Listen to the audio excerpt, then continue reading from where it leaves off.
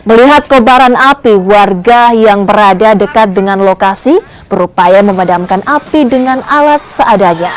Peristiwa ini terjadi di lingkungan Taman Roya Tibur, Kelurahan Taman Roya, Kecamatan Tapalatea, Kabupaten Jeneponto, Sulawesi Selatan. Material rumah yang terbuat dari kayu dan tiupan angin kencang membuat api dengan cepat membesar.